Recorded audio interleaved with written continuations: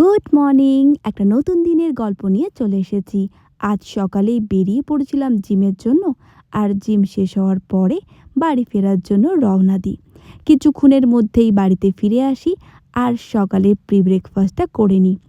আজ বাড়িতে ছিল পনির। ও হঠাৎ করে বলল, মিমি চল আমার স্কুলে।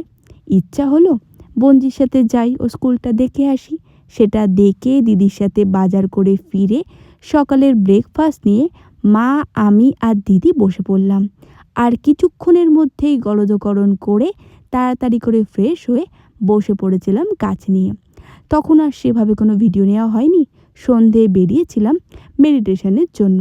ফিরে আসি, 1 কাপ কফি খাই, কিছুক্ষণ পুচকির ভিডিও হয়, আর তারপর ও আমার পিঠে চেপে বসে।